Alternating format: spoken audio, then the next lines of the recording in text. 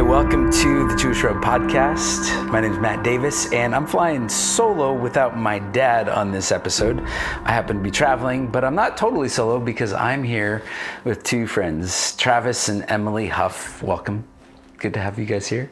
Good to be here. Good to be here. Thank you so much. And Travis, I'm just we're not expecting this. Emily is like, we're gonna do this podcast, and I'm here at your apartment.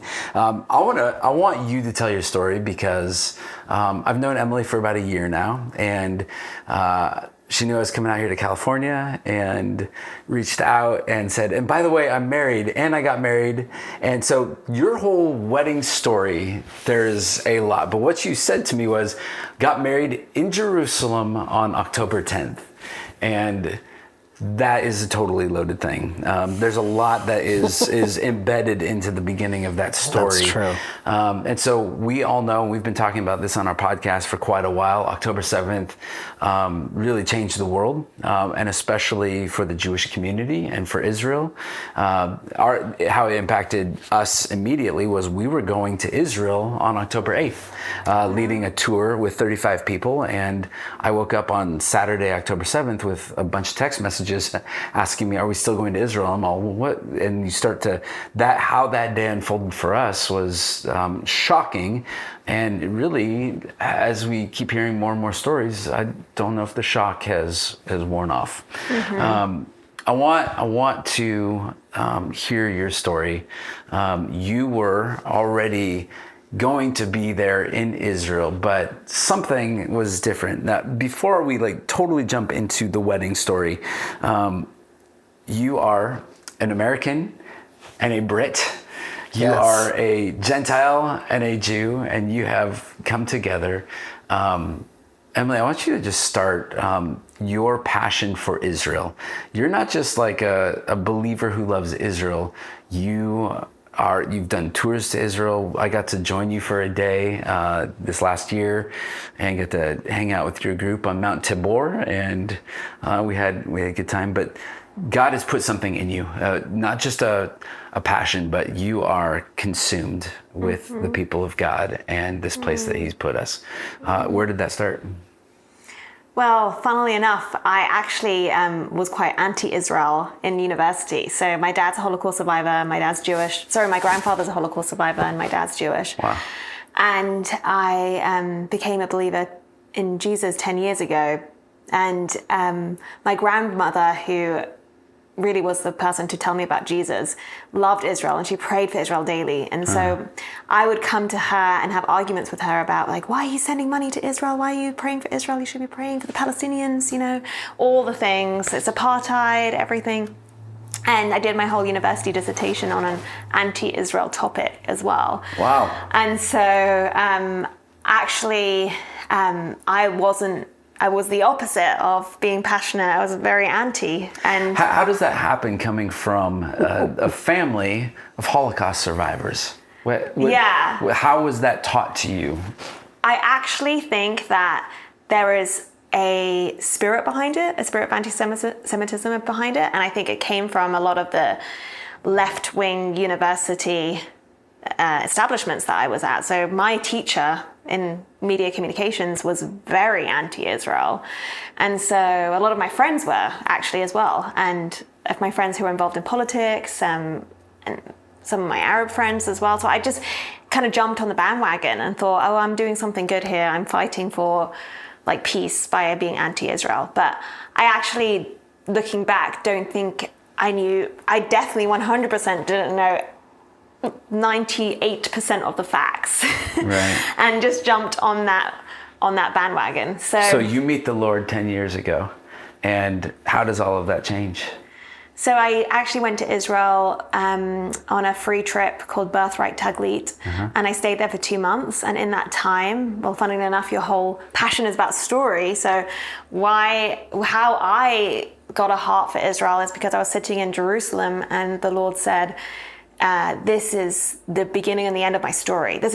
You've been fitting me into your story, but I want you to fit into my story. And my story is is about this place, and this is my salvation, not just for this place but for the nations. But it begins here, and this is the epicenter of my story. So how do you backtrack from who you were, what you were believing, writing dissertations on anti-Israel, and then you're confronted with this reality? How does that change the story for you? It completely, radically changed everything, because I then did my research and I looked at my Bible in a new way, and I read the prophecies about Jewish people returning to the land, and I encountered the Father, I encountered God, I encountered Yeshua, Jesus, in a completely different way, in a rich way, in a way that made sense to me. And so I came back to my Anglican British church and started telling every single person that could hear me, do you know what's happening in Israel? This is a fulfillment of prophecy. This is God's faithfulness. Yeah. And that went over like a ton of bricks. Exactly. And so that's why I then started doing tours to Israel, because I wanted to bring young people in the UK who couldn't necessarily afford it, or they would rather spend their money elsewhere, or they didn't really ever want to go to Israel. I wanted to bring those people to Israel, and so raising money to take those people to Israel so they could experience what I experienced out there.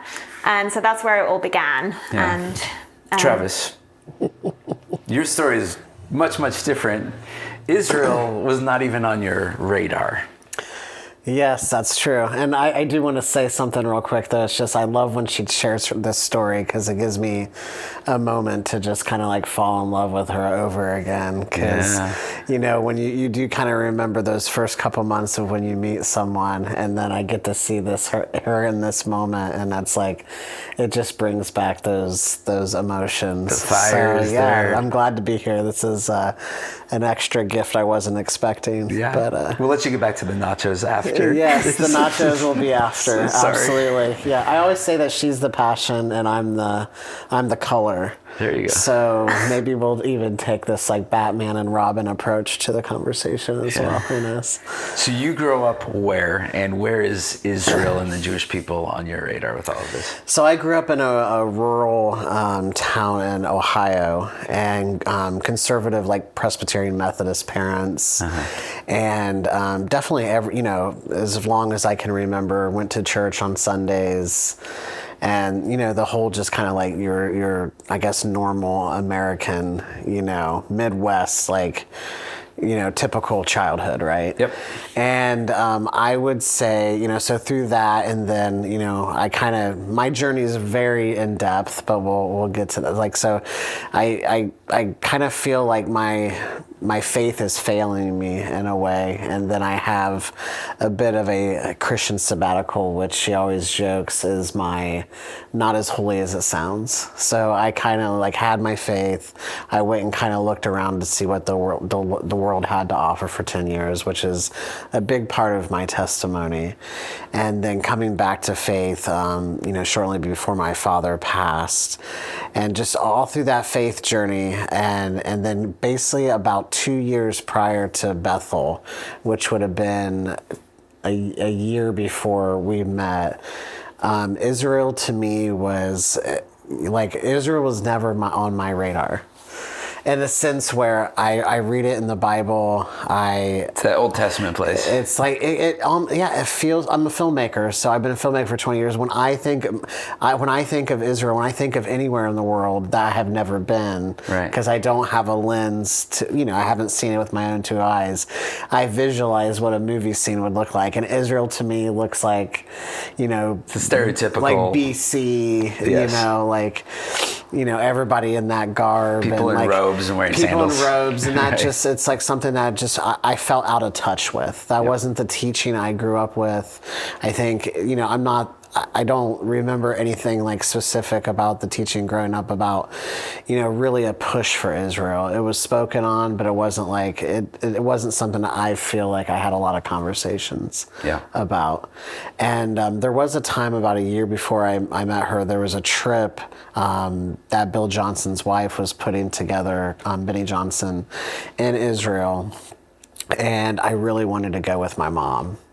So there was this, I feel like the Lord did plant this really beautiful seed at the beginning, because that there actually was a fulfillment, because my mom went to our wedding in Jerusalem and was a part of the tour prior to that, which I think I would love to share her story when the time is right, because it's a phenomenal, like a really phenomenal story. And well, gosh, where was I? God's planting a seed. God's planting a seed with the Benny Johnson trip. Yeah. And I really wanted to go. I was calling my mom back. We kind of planned on it for several months. And then I think she backed out because of her first cancer scare. Yeah. And I just remember going, I don't think I'm ever going to be able to go with Benny. And then, a year later, I guess at that point, we're both at Bethel. I'm working as a executive assistant and pastor at Bethel Conservatory of the Arts. She's a student. We don't ever meet at Bethel. Oh. We finally meet at Asbury University, filming this show called Destination Heaven. And then I meet this beautiful Messianic Jewish girl. And I think that's where Israel started to honestly really become a really big part of my life. And it wasn't even that you had a choice, because to have Emily in your life, that meant also having Israel in your life. You cannot divorce Emily from her passion and her love for Jewish people. No, absolutely. Comes with the territory. It comes with the territory, and I think she's actually, we got a prophetic word that I was actually the right man to actually support her in that passion. And so I think that was a beautiful confirmation for us, because you get those along the way, We also had someone come and share with you, if you're not about Israel, don't marry this woman. Yeah, that's true. So we've had, significant prophetic words on both sides. And I think that was really beautiful about both of my experience. I've been to Israel twice, and probably I would say a total of 2 months now. Both of those trips signified differently for my relationship with Israel. And I actually think getting married to, someone with Jewish heritage at Christ Church in the Old City, where the stained glass has, a menorah and a cross. And that specific date, I think that when I look back at it, I look like, wow, there's a lot of significance to why this ended up happening. So let's talk about this. Let's get into this piece. You decide, you fall in love, get married. Emily, when we met last year, you were engaged to this guy, and you're going to meet him in Israel in May. A little bit later, it's going to be his first time. But you meet, you fall in love, you get engaged, and then you say, let's get married. All great natural steps, but then you pick October 10th. And what was the inspiration? It wasn't just a day that happened to be open. You could book the venue. John 10:10 is part of this process, right? Flesh that out for me. Well, just to preface, I've wanted to get married in Jerusalem for 6 years, and it's where I actually felt God show me that that's where I was going to get married. And so I've had this dream, carrying this dream. I mean, every Christian girl has a dream of her perfect wedding, right? So that's... But not many are, I want to get married in Jerusalem, right? It's like, that's true, right? Yes. It's like, I want to get on a farm and a pony brings me in or something. It's true. You're like, I want to get married in Jerusalem. That's crazy. And it's also because the actual venue, Christ Church, is an Anglican church. It's the oldest Anglican church in the Middle East. And I came to faith in an Anglican church, and it has the Jewish and the Gentile. I just wanted to get married there for such a long time. Yes. So that was a easy one to take off the list. That's where I want to do it. Yeah. And then we,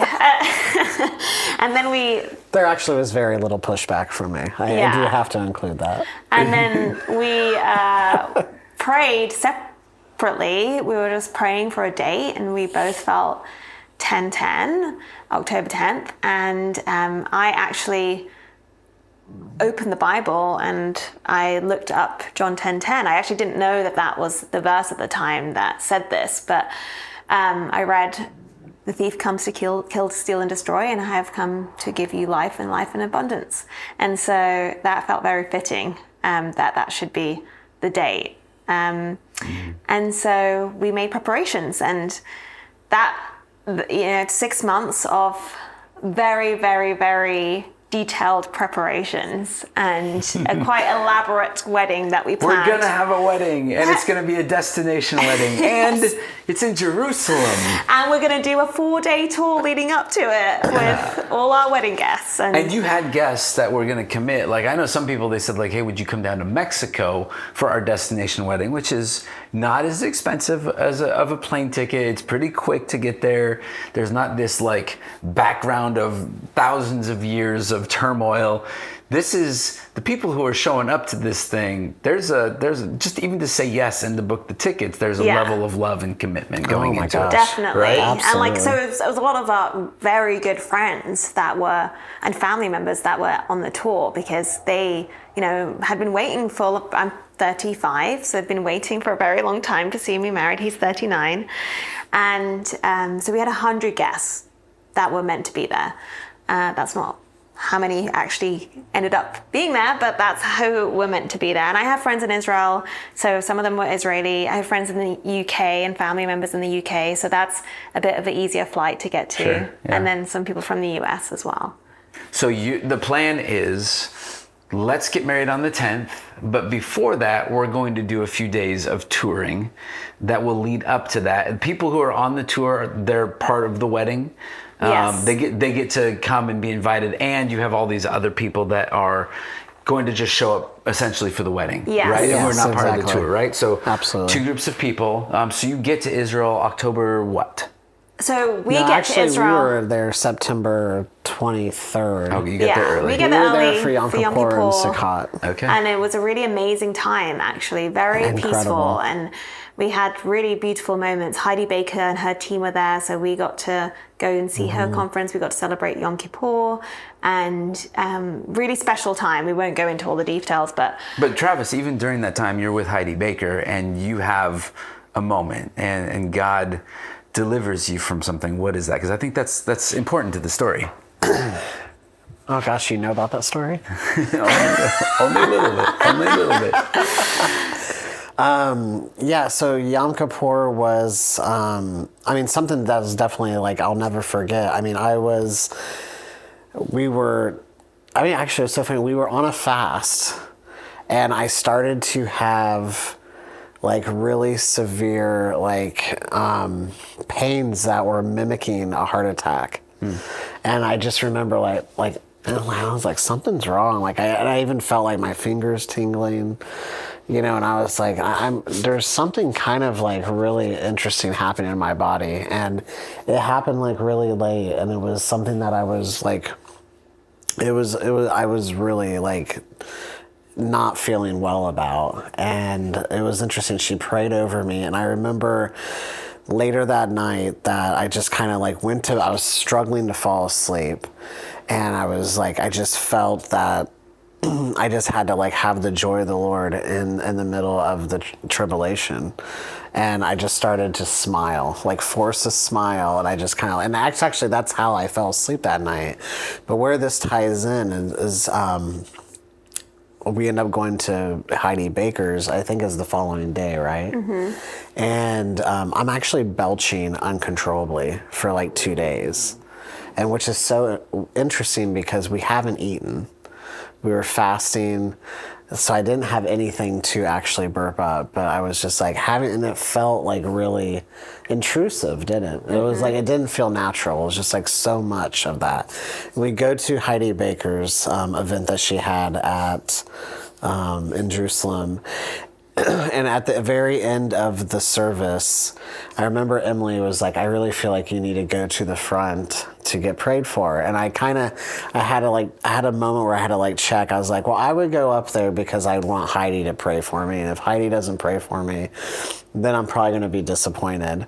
And then, so I kind of like almost had like the enemy try to trick me into not going down there because I was going to have something very special down there. And I went down and, just went and just altar call, and this man started praying for me, and this the joy of the Lord in this moment. And it was so intriguing. Like, it was the simplest prayer, but he kept just saying it to me over and over, that you do not have to be worried, you do not have to be stressed, you can have the joy of the Lord. And he prayed it over and over and over, and it just, like, everything that I was feeling in my body, like, lifted up. And then I turn around, and there's this lady. And we're going to go into the prophetic story, because I don't even think that... Did you share that one? We don't have to go into that, right? Because I don't know if that has anything to do with the story. Maybe not. I don't know. Whatever you know. I don't think so. But I feel like that. I feel like I just got delivered from worry and fear. I just got delivered from the worry and the fear before happened. Everything happened. Right, and that's what I think is important. And I think that's where, like, that the tie-in is yeah. Let me say that so it's actually clear. And then so I was, after that prayer, I feel like it was just like I was, all the fear and worry that I was carrying, doubts, everything that I had for the wedding, Israel, all this, like, I feel like it happened all so fast that, like, that was all taken away from me. Like, the Lord released that from me in that moment. That's amazing. Yeah. So you're there, you guys meet your tour group shows up, you're touring Israel, it's beautiful, time of your life, we're getting married, we're going to Christ Church, and we're gonna have a wedding. And 3 days before the wedding, on October 7th, where are you guys at? Well, I want to kind of like rewind, actually, because our tour started officially October 6th. So people flew in October 5th. So Thursday, now the tour starts on Friday. Yeah. It's the end of Sukkot. Yes, and we had an amazing party in Tel Aviv, under the sukkah, in this really amazing restaurant that gave us their whole sukkah. And so it was just this incredible time of like joy, and everyone's there, everyone's turning up. Well, and this is what all of Israel is doing on that Friday, right? Exactly. We're going into the holidays and Simchat Torah, the joy of the word. It's the last day of, like, there's just so much. It was a day that was absolute. There couldn't be two further sides of the spectrum of joy going to just despair, right? Yeah, and we had most of the people who were on the tour, it was their first time to Israel. His mom was the first time out of the country ever. Wow. We had my uncle who's deaf, and his 2 kids, 5 and 7 years old. We had a friend of mine whose brother is disabled and can't walk by himself. So we had a lot of range. We had an atheist. We had Christians, strong Christians. We had many different types of people on this So interesting. group. Just to put it into perspective. Yeah, it's a ragtag group of people. It's good. Oh my gosh. So we left Tel Aviv then on the 6th, and we went up to the Galilee. And so we toured a bit of Jaffa, went up to the Galilee. And I actually felt that day really uneasy. That whole touring day on the 6th, I was very stressed out. And, you're doing tours. It is stressful, of course. And all my friends and family are there. There's like 40 of us. But it was like an unnatural stress. Like, things were going wrong, and I just felt uneasy. I was like, this is not something's just not flowing right. And so anyway, we checked into the Magdala Hotel in the Galilee, one of the most beautiful places that we could be. And we wake up on October 7th, and honestly, like, we just think it's a normal day until we do see the news, and we see 4,000 rockets have come into Israel from Gaza. But honestly, like, I've been in Israel quite a few times when there's been rockets coming from Gaza, and so I immediately think, oh, it's fine, like, don't worry about it. It's like, another skirmish. It's another skirmish. It's totally normal. Yeah. That's how we initially. And actually, even our guide, who lives in Jerusalem, and he's lived in Israel for like 50, 60 years of his life. Like, he also didn't think it was anything big, and so it was really probably like around like maybe 1, around like midday, where we were really understood the kind of like situation. And as we were basically getting so many messages from our guests that were coming from overseas, but also like everyone. Yeah. People were And getting we were phone getting information calls. about the shutting the tourism down. Yeah, and I Because have friends in Tel when we started Aviv, to and I realize have. it was very serious. And so we were actually on a boat in the Sea of Galilee when we actually really understood the severity of it. Yeah, So you're the last boat that's going to be out here we for a were while. probably the last boat, and we actually. Because we didn't know. I don't think at that point we knew about the festival yet. Yeah. Or the kibbutzes being massacred. Like, we just knew about the rockets. And then our tour started. So it's like you only have, a half hour in the morning. It's like, oh, this is going on. So it was on our radar. But You're just out and about doing the tour thing. We're just But we knew there was something serious by the time we got on the boat on the Galilee. And so when we got off the boat, we had to make a decision. What do we do now? Like, do we continue on with the tour? What do we? People are getting kind of worried, and we decided. Our tour guide was incredible, and he said, like, let's just keep on going and do what we can. We're here in the Galilee right now. It's actually very safe. There wasn't anything happening up there, and unfortunately, like that day towards the afternoon, that's when we realized there is just no way that anyone's getting on a plane. Like, everyone's flight just started getting cancelled. The majority of our guests were flying in on the 7th and the 8th. And so people were texting us, we're at the airport, our flights, there's Israeli soldiers at the airport trying to get on the last flights and to Israel. My friend Nick had like one of the last flights that night. So that was the 7th. And you're getting married in 3 days. And we're getting married in 3 days. Yes. So you're managing this, the stress and the tension for people who've never been to Israel. This is the worst thing that could happen. People don't go to Israel on tour because they're scared about this moment, and you're managing their fears, which you are there in charge and trying to, like, people are looking to you for leadership, and you're also a bride to be and a groom to be, and so there's all of these different pieces that are swirling around. So do you stop the tour? And then do you hang out in the hotel? What happens the afternoon of the 7th? What happens on the 8th? So we, by the time we figure out everything's going on in the afternoon of this, like the afternoon of the 7th, we actually all go out on the Galilee and we start praying for what to do next, and also for Israel. And our Muslim bus driver, who's from East Jerusalem, came and joined us. And so we got to bless him and pray over his family as well.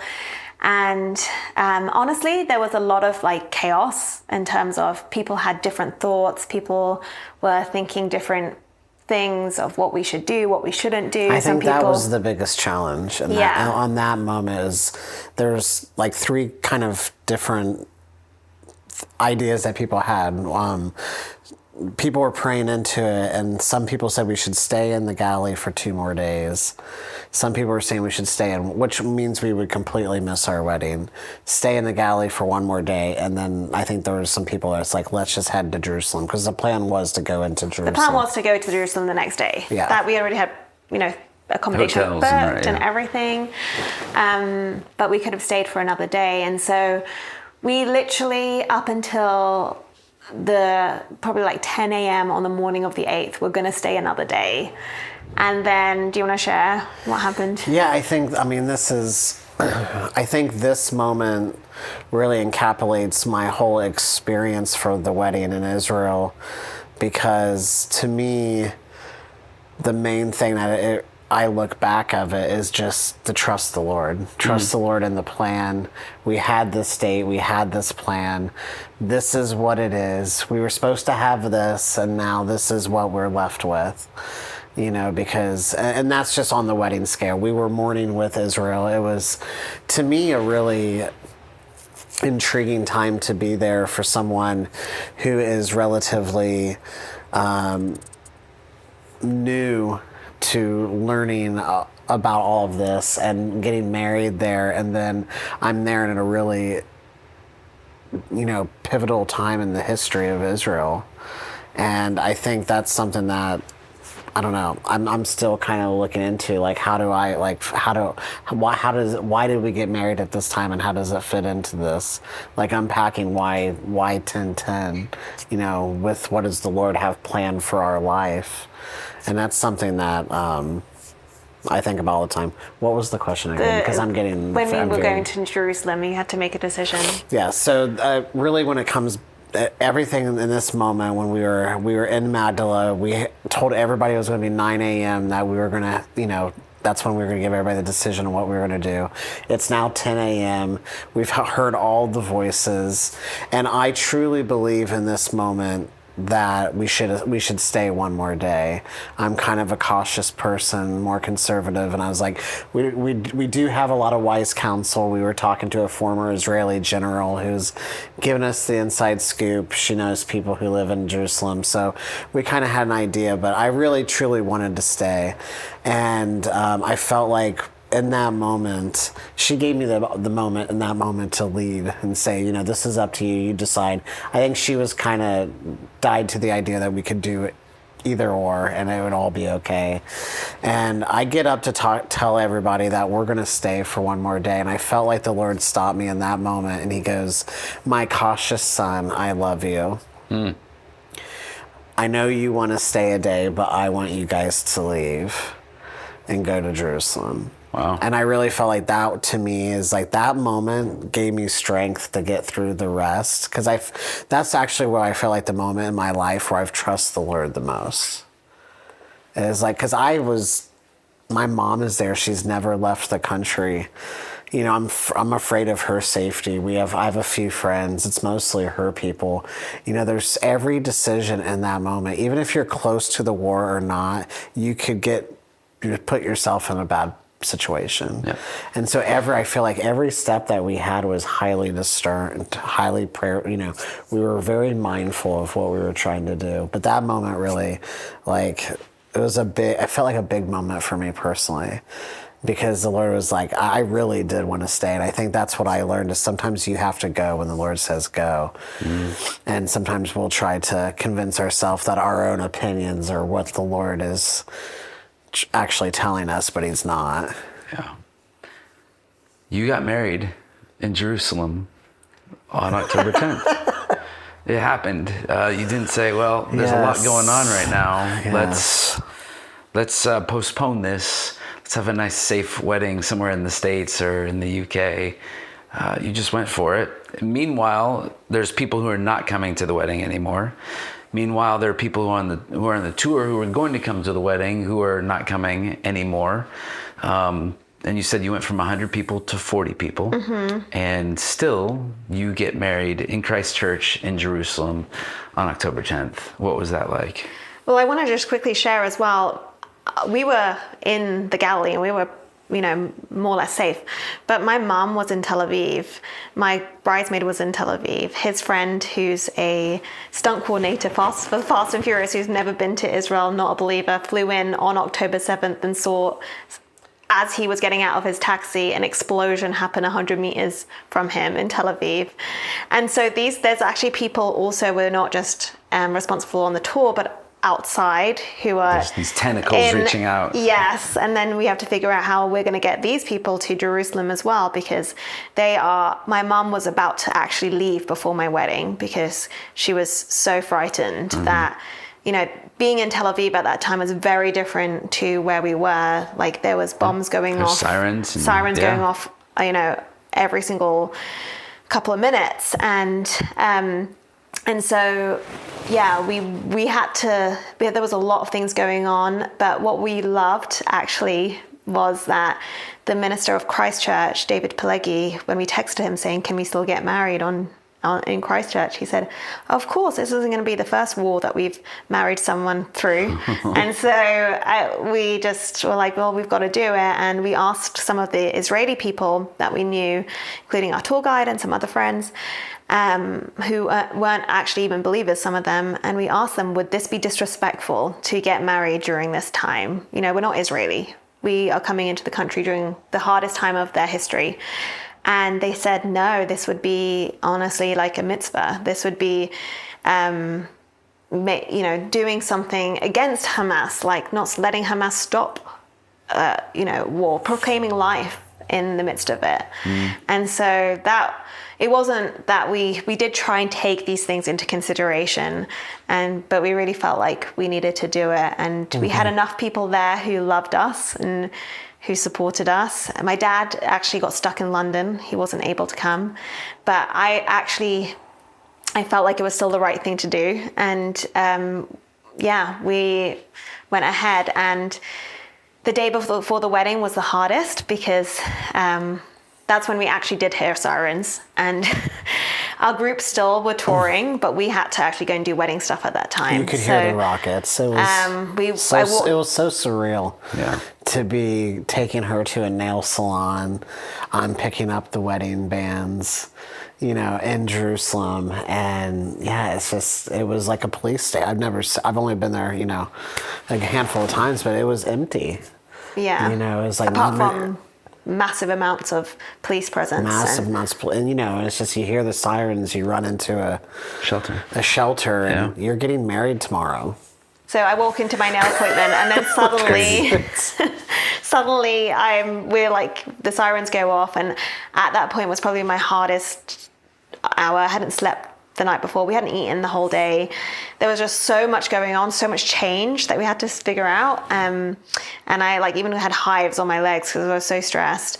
But what was beautiful to me is that these Israeli women that were working in the nail salon, even though I don't have family members that are affected by the war, and I don't have, and we know some people in the army, but they're not close family members. And these women were able to comfort me in their time of mourning, and they were giving me joy in their time of mourning, and that was just unbelievable moment, actually. And the same thing happened with my hair, because my hair appointment got cancelled and I had to find someone new, and this guy was about to close up, and he said, no, I'll come in. And his son was a sniper in Gaza. His family was all caught up in the whole thing, and he put Jewish bridal music on and gave me the most amazing haircut, and was saying, this is good, God's with you, Hashem's with you, Hashem's with you. And there were just beautiful moments in the midst of really hard times. And then we went into our wedding rehearsal at Christchurch that evening. It was around 5:00, and as we were about to start, the sirens went off again, and so we had to go under the church, under the crypt, and you could hear the rockets pretty clear on that well, one. it's probably the Iron Dome, but you could hear the explosions, and it was just a surreal moment, looking around, just only having 2 bridesmaids, there were meant to be 5, looking around at the rehearsal and seeing oh wow, this is not this is so far from what we had imagined. At that point, we actually didn't have a reception venue anymore because they had cancelled. And what was that? That's why I think for us, we just know that God was so involved, because honestly, I couldn't imagine not being disappointed and sad on our wedding day. I remember at the rehearsal thinking, I'm just gonna look out at everyone and burst out crying, because this is not what I thought was gonna happen. But the next day, on October 10th, we both woke up with the most supernatural peace and joy. It was those 3 days hadn't even happened. It was just so supernatural, the joy that we had. And we slept completely fully through the night. And my mum managed to make it to Jerusalem. Everyone managed to be there. And at midnight on the 9th, we got a phone call from the hotel that everyone was staying at, that we could do our reception there. So it was all came together at the 11th hour. Mm-hmm. There's more to this story. And you guys are making a documentary about this. It's nice to be filmmakers, so you can just say, let's make a documentary and we're going to do it. And that's pretty great. But there is more to the story. But what I want to hear from you guys, just as we close, is God taught you something. God showed you something. This is not just a picture of man and woman coming together. There's so many things that at any point you guys could have just pulled the eject button, said this is not the right time, but you found hospitality, which is key in the character of the people in the Middle East. but God showed you something about his kingdom and what he's up to in the world in the midst of your wedding. What was that? I know there's a lot of take homes with all of this, but what was that piece that there's a picture that God gave you in all of this? What's that? There are many things, but I will share this one thing because it was very profound for me anyway, is as I was waiting to walk into the church, this Messianic Jewish guy came out of nowhere and he was crying and he said, "This is a prophetic picture of the bride of Christ." And this is not to put anything on me, but I think it was the situation, and it really got me thinking, because I'd just planned this perfect wedding with all the bells and whistles, and I'm now in a very uncomfortable position, and saying yes to actually get to the altar was actually pretty hard, and not the perfect kind of easy way that, you expect a bride to get to the altar on the wedding day. And it really showed me that this is actually the way to the altar to our true husband, Jesus. This is the way of the bride of Christ. That it's, particularly I think now more than ever, that we are going to come and have difficult times, and the bride, we have to be a bride that will be willing to say yes through the war, through the hardships, even through people who you thought were going to be by your side and weren't. There were people who left, there were people who stayed. And I remember reading the parable of the wedding, when, Jesus says many are called but few are chosen, and he gives the parable about that, there were many people who had things to do and the worries of life, and they didn't make it to the banquet. So then the bridegroom went and got all the people from the streets, and actually highways and the byways. And actually, that's literally what our wedding was like. There were people that we didn't even know or recognize that were in there, that just were invited in. And obviously there weren't people that we thought were going to be there, but they weren't. Some people who left, some people who just couldn't get there, and nothing against them, but it's just that was the picture, and it was just a real sense. Like I was like, oh, this is like, I'm now living this prophetic picture.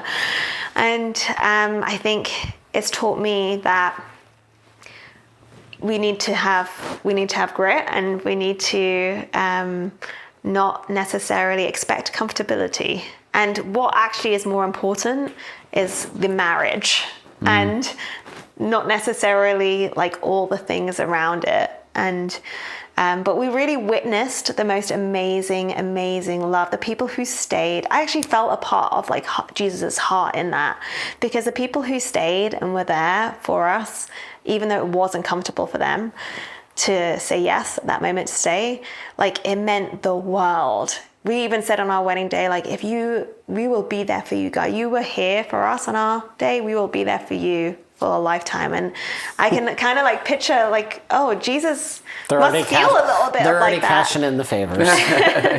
But Jesus must feel a bit of that, like the people who really say yes to him through the fire. Like it's a big deal. So yeah. I mean, the covenant's so important. I mean, I think for me, like, I feel like I'm a kid from the country, like and I'm in Israel, I'm getting married, there's a war. Like, what is my life, right? Like, it is literally, I think it sounds so cliche to sound, it just sounds like a movie. And, and I had a chance, it was to me so transformative in a sense where it's like, I just have to be obedient to the Lord. Clearly the Lord has set a plan with these days, with our trips prior to Israel. Like, he is building something in my heart, not only for this woman, but for this land. And like, it's like, this is like, I don't know, I just felt like to me at some point, like, even though we were very sensitive to like should we have this wedding here? Is it going to be disrespectful? Like, I personally never felt like I mean, other than the normal, just like cold feet wedding doubts that everyone has, like, I never wanted to like pull the plug on the wedding when we were there. And I just think that all came with obedience. My mother's obedience in this trip was tremendous. She never left the country and was in a war, for my wedding. And it's like, I was so proud of her, how she covered herself. And that was like and the reason she had that strength was because she read a devotion a week before the trip that said, just have your steadfast heart with me. And that's all she did that entire trip, was pray for that. Wow. And I just want to share this one story because it's like one of my favorite stories of this trip. Is we're walking in the nail salon, the sirens go off, we run inside, she leaves. I realize that our people are now at the wall, and those things just went off. So I had this moment where I just get terrified. We're about where the King David Hotel is. I run all the way into the Old City. It's like 15 that's not short. minute run. Right. It felt like an hour, and it was really like, I get there. First of all, there's no one there except our group. Wow. It was just our group.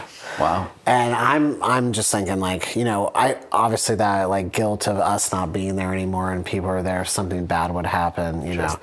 And I get to my mom, and only the Lord can do this into someone, because she's never left like, she's such a person that would not be like this. And I'm like, Mom, are you okay? And she goes, yeah, I'm fine. I just finished my prayer and I'm going to put it in the wall. Wow. Like, so nonchalant. Like, I've never seen this person before. Who are you, woman? Yeah, like, you birthed me, but I cannot recognize you right now. And like, I think that's where I like, all of us had this obedience that we were going to finish the mission.